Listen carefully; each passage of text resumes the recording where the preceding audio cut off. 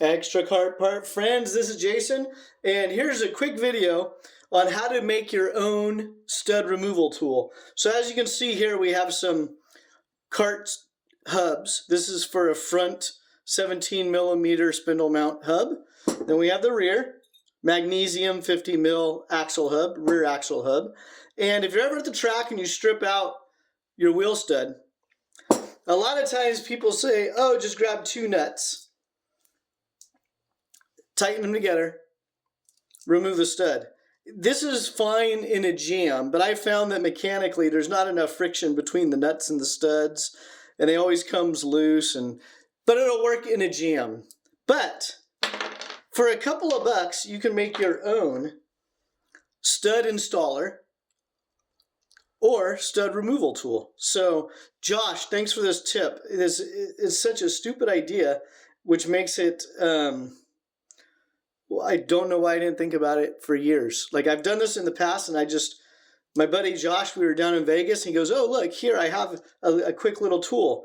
And again, it's very easy to pick up. Ace Hardware, $2.79. Ace Hardware, 99 cents. But this is a coupler nut. So coupler nut is threaded all the way through. Okay, long nut, about 1 inch long, threads all the way through. That's a coupler nut. You need to make sure your coupler nut threads are the same as the hub or the stud you're working on. So I'm going to actually buy more of these. I'm going to buy them in 6 mil. I'm going to buy them in 8 millimeter, which is this. I'm going to buy them in 5/16 fine thread for the Briggs engine mounts. But again, homemade stud installer tool, coupler nut, bolt, and here's our sample piece. So you're going to take the coupler nut. I like to run it about halfway through the nut, so about 1/2 inch. You want to get a lot of threads on there. Take the bolt through the top. This happens to be a 13 millimeter hex. And if you're a bad mechanic, do not use a ball end Allen wrench. You will just round out the bolts. A lot of the European bolts on the carts, we call them butter bolts because they're soft as is. So if you're a bad mechanic, don't use a ball end Allen, ever. If you're not sure if you're a bad mechanic, you're a bad mechanic. So get rid of those ball end Allen wrenches. With me saying that, I have an L handle. What you're going to do is you're going to tighten the bolt, and then you're going to do the opposite, so loosening that couple nut, till they're nice and secure.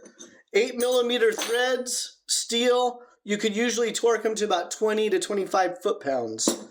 So that's what you do. So again, you tighten the top bolt, you loosen the coupler nut, that will bind them up against each other. So what you have going on is you have the stud going all the way through, you have the bolt bottoming out on the top of the stud, and the coupler is just kind of holding everything together.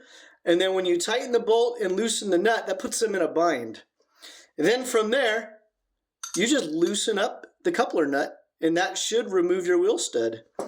Now, if somebody ahead of you used Loctite, sometimes you have to hit the hubs with Loctite to break that Loctite free. If you have magnesium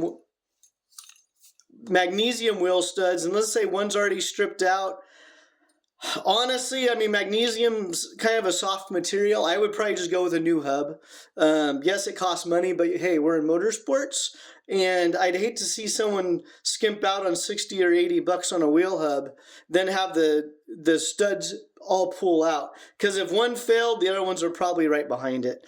So again, a homemade stud removal tool. And again, this is 8 millimeter, so the threads are important. 8 millimeter, 8 millimeter, 8 millimeter. And I'm going to put together one of these kits for my Briggs that uses a 6 millimeter exhaust stud, because those strip out all the time. And boom, there you have it.